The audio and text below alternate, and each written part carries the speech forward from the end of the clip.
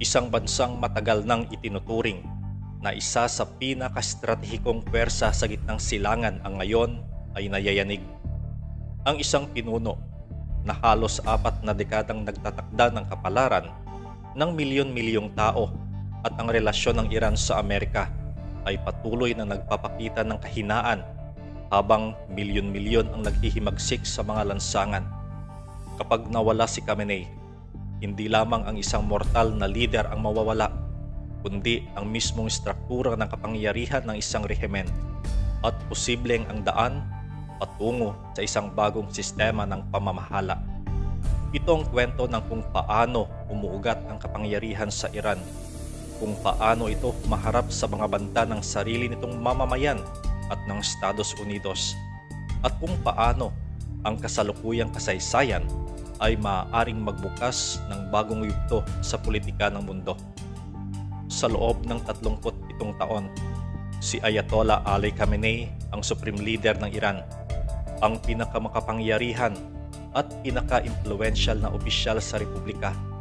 Siya ang nagtatakda ng direksyon ng Estado sa lahat ng aspeto, mula sa mga gobyernong institusyon, militar, politika, hanggang sa relasyong internasyonal. Ang posisyong ito ay hindi tulad ng presidente o prime minister sa ibang bansa. Ito ay isang natatanging pinuno na may parehong relihiyoso at sekular na kapangyarihan, at siyang huling gumagawa ng desisyon sa lahat ng bagay. Ngunit ang kapangyarihan niya ay nakasalalay sa kung paano niya nakokontrol ang buong sistema, tulad ng mga prosecutor, hukbong sandatahan, hukuman, at mga institusyon, at sa pagpipigil nito sa mga taong gustong magbago o magsulong ng mas liberal na ideya.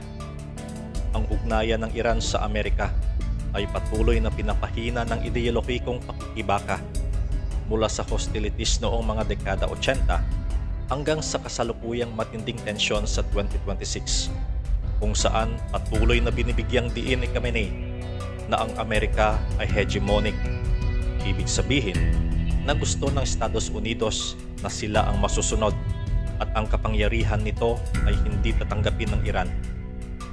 Ngayon, hindi lamang ang kapasidad ng ekonomiya ang humahamon sa Iran, kundi ang mismong kapangyarihan ng Estado.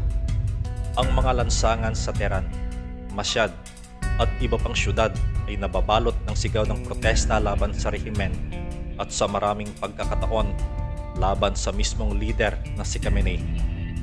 Simula huling bahagi ng December 2025, ang mga protesta ay lumakas.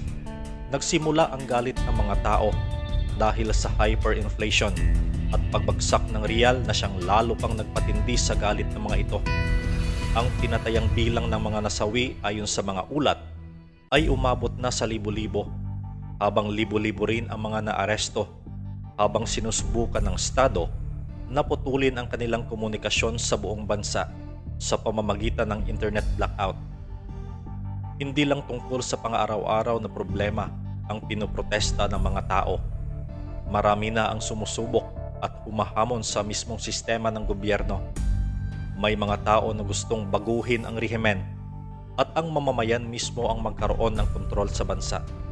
Ang tawag para sa isang bagong Iran ay hindi na lamang isang slogan. Ito ay sigaw na galing sa puso ng milyon-milyon.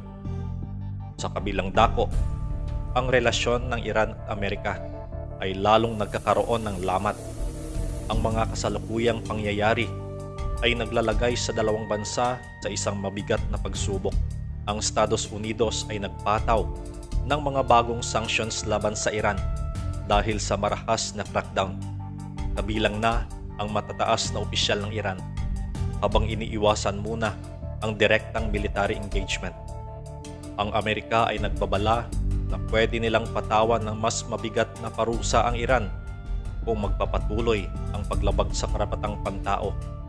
Patuloy ang pressure sa diplomatikong paraan, tulad ng pakikipag-ugnayan sa iba pang bansa at international organizations. Kaya dahil dyan, mas tumaas ang tensyon sa pagitan ng dalawang bansa. Ang tensyon ngayon ay hindi lang tungkol sa nuclear weapons o regional na impluensya, kundi pati sa moral at strategic na tanong. Paano dapat tratuhin ang Iran habang humaharap ito sa sariling krisis sa loob ng bansa? Ngunit ano ang mangyayari kung mawawala si Khamenei? Hindi ito spekulasyon lang. Ito ay isang tunay na katanungan na pinag-uusapan ng mga eksperto dahil sa tumitinding tensyon, malawakang protesta, at ang nakakalungkot na pinagdadaanan ng bansa.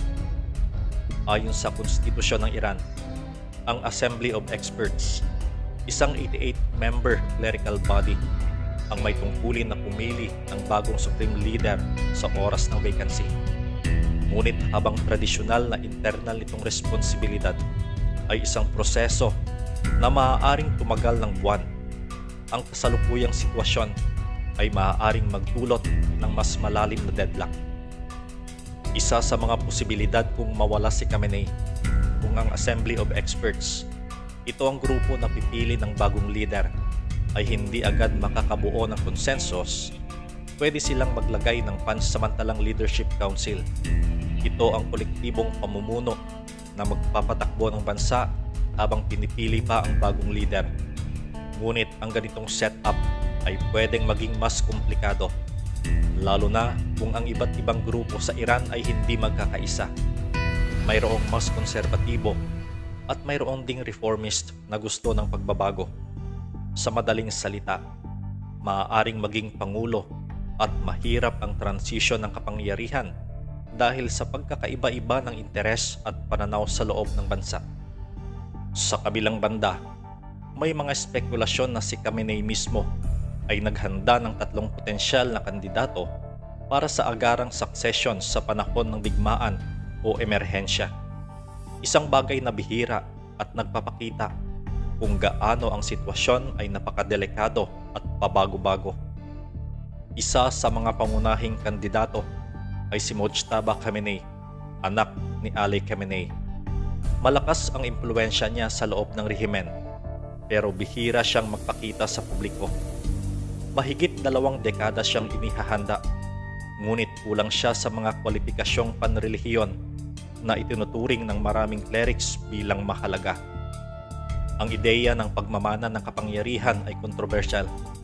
Ang Islamic Revolution, 50 taon ang nakalipas, ay itinatag laban sa monarkiya, kaya kahit suportado siya ng ilang clerical elites para sa continuity, maraming ordinaryong Iranian, lalo na ang mga nagpoprotesta at reformista, ay hindi nagtitiwala sa ganitong paraan ng pagpapalit ng leader.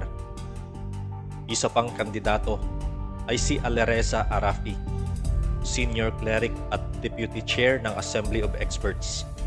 Malalim ang kanyang koneksyon sa clerical hierarchy at tinuturing na may malakas na suporta sa loob ng assembly. Ang kanyang malaking bentahe, maaaring maging consensus choice para maiwasan ang kontrobersiya ng pagmamana ng kapangyarihan. Ngunit mas kilala siya sa mga konserbatibong clerics kaysa sa pangkaraniwang mamamayan.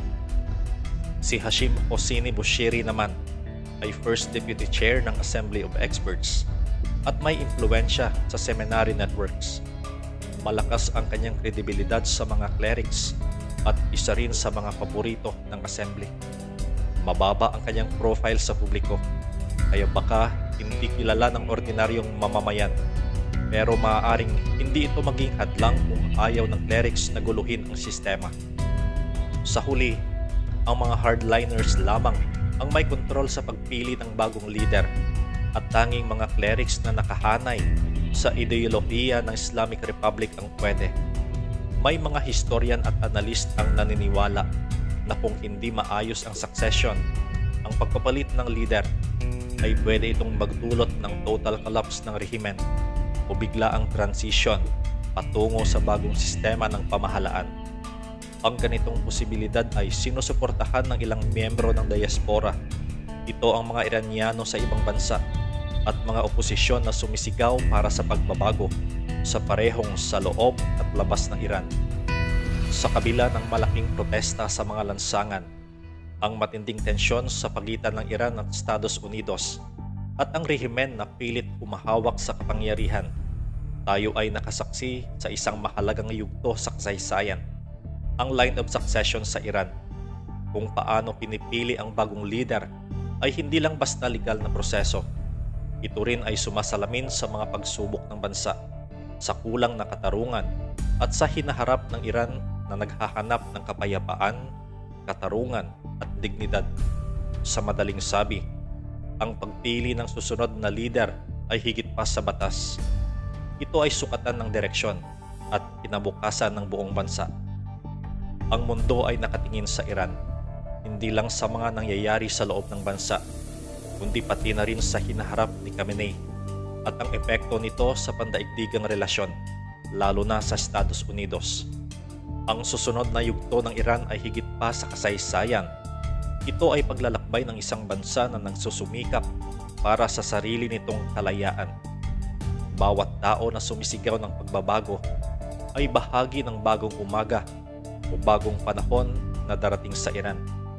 Ibig sabihin, ang laban para sa pagbabago sa Iran ay hindi lang pampolitika.